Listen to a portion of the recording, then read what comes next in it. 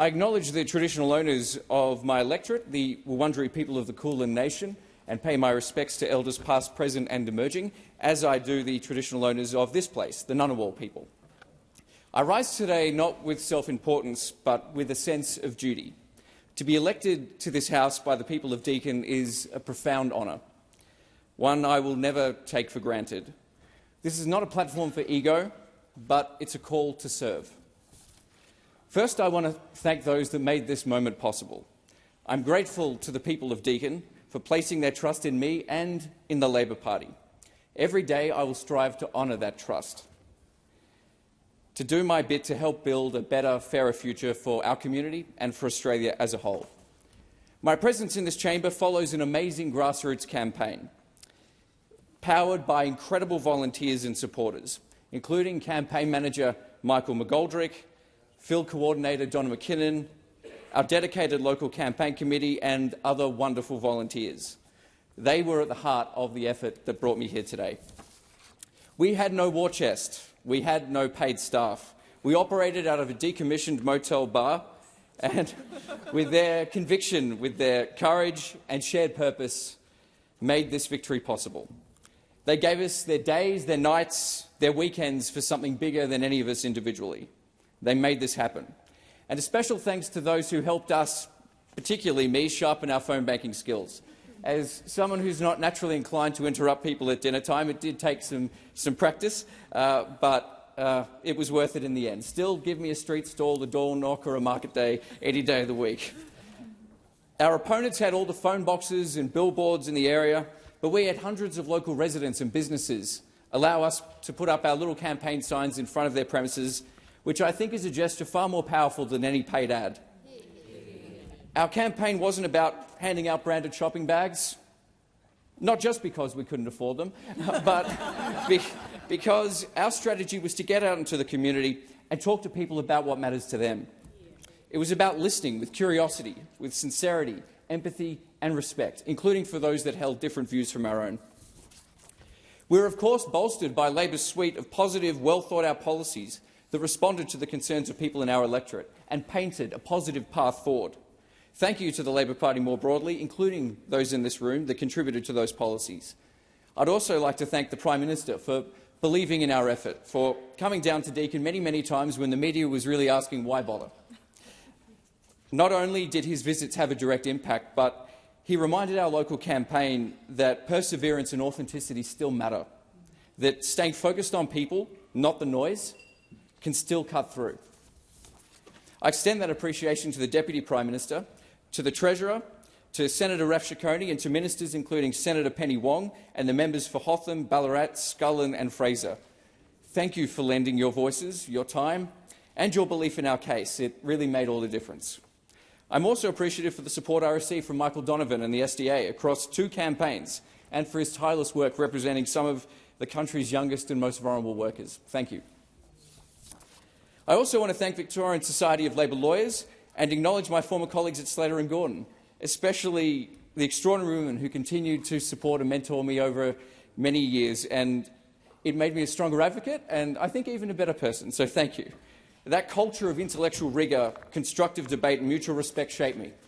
It provided a template for the kind of working environment I want to create in this new chapter of my life. I also want to take this opportunity to thank my family. Without them, I wouldn't be here today. I particularly want to pay tribute to my mum, who's in the chamber today, whose love and support has been unwavering. She taught me to think critically, to speak up, and to never walk past a problem I could help fix. For most of my formative years, she raised my brother and I as a single mum, juggling work as a full-time school teacher with the trials and tribulations of raising 2 fairly rambunctious young men. Because of her, I became a lawyer, my brother a carpenter, just as we dreamed of when we were 8 and 10 years old. Just with probably a little bit more imagination than realism, but no shortage in belief that if we worked hard enough, we could achieve it. She also inspired me to follow in her footsteps and become a school teacher, a career that has been the highlight of my working life as well, from which I've learned so much. Politics wasn't my mum and stepdad's natural world, but they made it theirs for me. They rolled up their sleeves for 2 campaigns and did it out of love, putting countless hours into our campaign, and for that support is something that I will always carry with me. My involvement in the Labor Party began in 2010, volunteering for the former Labor member for Deakin, Mike Simon, knocking on doors, putting up bunting at 2:30 a.m. in the morning, and all those other jobs normally given to 18 to 25-year-olds during a campaign, happily leaving the archie-barchie to others. I never imagined that one day it would be my face on those campaign posters. But over time I realised I couldn't stay on the sidelines. In 2022 I put up my hand and contested the seat of Deakin for the first time, achieving a narrow defeat. But I learned more from that narrow defeat than I could have ever learned from an easy win. I tried again in 2025 with the support of local branch members, and this time we made it. What drove me to hand out flyers in 2010 and what drives me now is a belief in the power of public service, in the idea that politics can still be a force for good, that it can be measured not just by slogans and headlines, but by real, tangible improvements in people's lives. We live in a time that demands a seriousness of purpose. The challenges before us, economic, social, environmental, geopolitical, are complex and fast-moving. The temptation at times can be to retreat, to become reactive, performative and paralysed. But we have to resist that. Our job in this place is to rise to the moment, to face complexity with clarity, to govern not for the next news cycle, but for the next generation. We must continue to address the big challenges of our time: education, productivity, the provision of care, environmental sustainability, with long-term resolve. In Deakin, I see these challenges play out every day. At our local footy clubs, I hear about players that have had to move hours away, not because they wanted an opportunity to play on the field or wanted higher pay, but because they couldn't afford a place to live in our part of the world. These aren't isolated stories by any stretch of the imagination.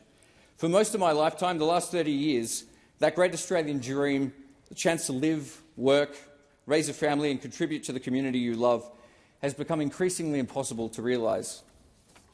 That dream has been a defining aspect of Deakin for a very long time. Families calling our suburbs home from generation to generation. When you go to football clubs and other societies, you see the same familiar surnames on the walls and in the old photos, but that is starting to fade away. It's an erosion of that kind of sense of community and security we came to take for granted. It's an erosion that is fast becoming one of the great social and economic tests of our time.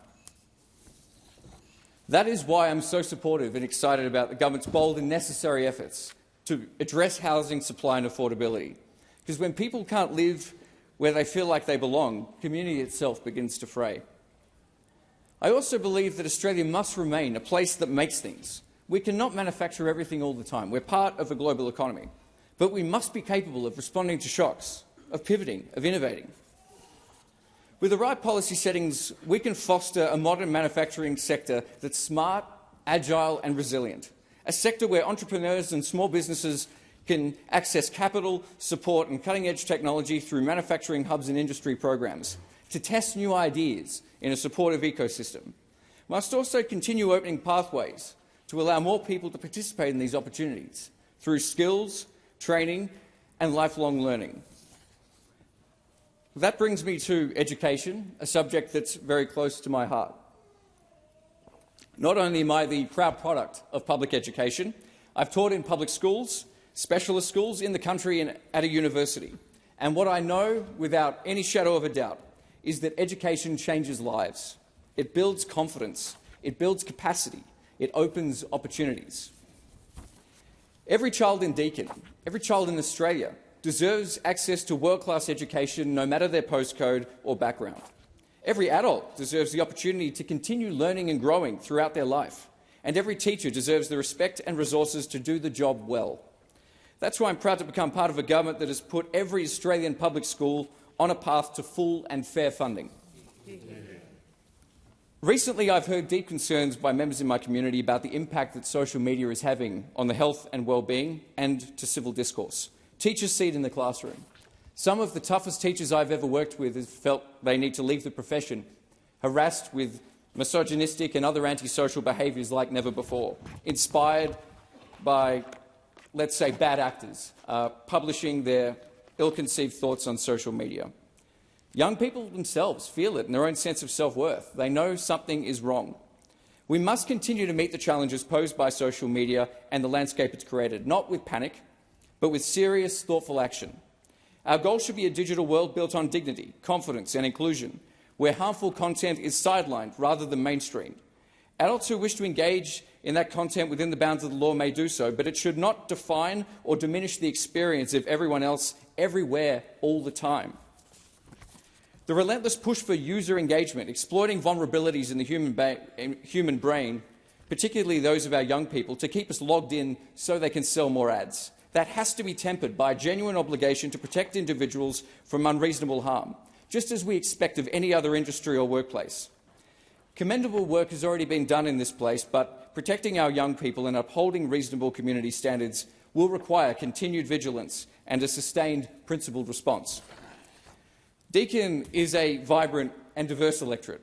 We're home of an incredibly broad array of sporting clubs, volunteer associations, inclusion organisations, conservation and history societies, Dungeons and Dragons competitions, choirs, places of worship, theatres and many other clubs. Ours is a community that is active, generous and engaged, where there is truly something for everyone. It also has a strong and vibrant diaspora community, whose stories are woven into our social fabric. Communities from whom events thousands of kilometres away are not abstract, they're deeply personal. These connections remind us that Australia's global engagement matters. We must remain committed to principled international engagement, being a trustworthy and constructive partner promoting peace, mutual understanding, prosperity and sustainability within a rules-based global order. At home, fairness must remain our guiding principle, defining our reforms and shaping our national identity. So much of what we do in this place is shaped by culture, not just rules, and you can see that from a cursory look at our Constitution. The culture of politics can either lift people or wear them down. We need to keep asking, what kind of culture are we building here? The Australian people deserve a politics that reflects their better instincts, that doesn't insult their intelligence or play on fears, but speaks to their hopes. I will do everything I can to contribute to that kind of politics, not because it's easy, but because it's necessary. Before I close, a short reflection. My great-great-uncle Jack turned 106 last week.